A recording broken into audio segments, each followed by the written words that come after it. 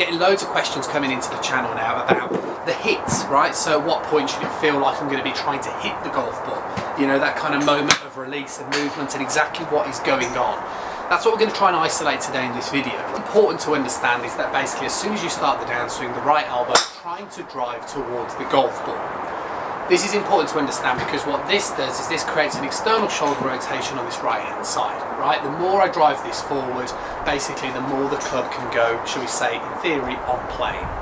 The more I keep driving my elbow in front of my right hip, helps me trigger more upper body rotation coming in towards the hit as well. Now, basically my right shoulder now is in external rotation. I'm holding on to this idea of driving the elbow towards the golf ball. I'm trying to hold on to the extension on the back of the right wrist. Let's not worry about the rotation of the forearms for the moment. Let's just go along with this idea. Now what will happen is that as I keep doing this, more and more tension starts to build up. Now the point is you want to try and hold on to this until the point where you feel like you can't anymore, like you're storing energy and tension in here. Then you would start to get into that feeling of releasing the club or the feeling of hitting the ball. Now, technically, as I'm holding on to this movement here, my shoulder stays in external to the point where it can no longer. Then as I start to release the club, what is also going to start to happen now is that my left shoulder is going to start to go back into an external rotation itself, and my right shoulder is going to start to come forward. That in its essence what is going to be happening in terms of the release. So the way that you get the feeling of power and you get that feeling of that late hit is having the ability to drive that right elbow in towards the golf ball for as long as possible. So you feel like I'm storing loads of energy up. Now you can see by the time my hands catch the elbow up, really I'm going to be struggling now to hold it any longer. Plus you wouldn't want to because you're going to start to lose power. You're not going to literally hit the ball in this manner. As I start to release, like I say, my shoulders change, right? My left arm now starts to go more into kind of like an analogy of throwing a frisbee. So it's starting to go into external rotation as I'm moving away.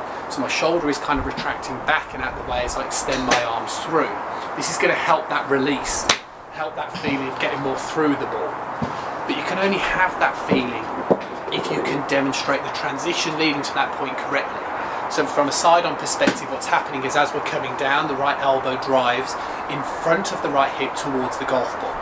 You're trying to hold on to this relationship for as long as you can to the point where you feel the tension.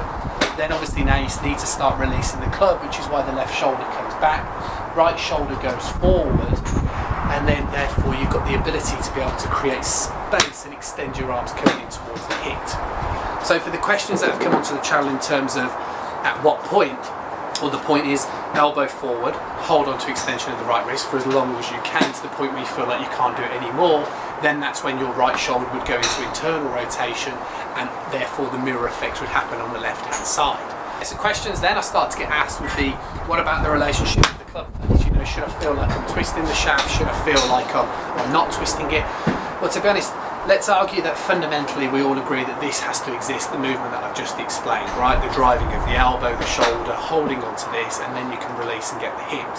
Well, then it would be just a case of preference and more to do with the relationship of the face. So if the face comes down more open and you're trying to drive this elbow, then you're going to need a higher rate of closure, which basically means in the post-impact position, you're going to need more manipulation in terms of rotation this manner, right? So my right forearm's really rotating more in this post-impact hit.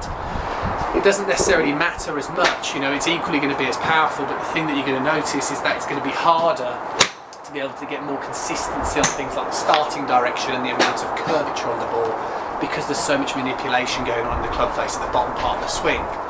There's going to be good examples of golfers out there as well that might demonstrate this movement quite well but might lift a little bit. Therefore you're going to have to create a bit more of what's known as an old deviation, which means more of a casting motion in this way. Again, not the end of the world, as long as you're getting the idea that you're trying to drive the elbow forward, you're still storing energy to some extent.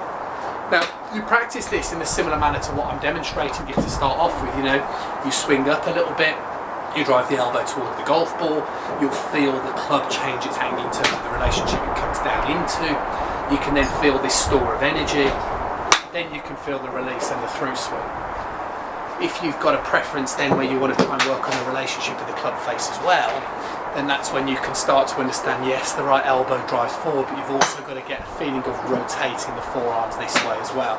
Now what I'm doing to get the face squarer is my left forearm is rotating down, right forearm rotating downward, and then holding onto the angles of the wrists means that the club face comes down much squarer. You know, from here, I'm going to need less of a rate of closure at the bottom part of the swing, which means that potentially you can start to become more accurate and start to work on the rotation of the swing as well. But to answer that question in terms of how it should feel and exactly what's going on, hopefully this should start to help golfers get a better understanding of exactly what is going on.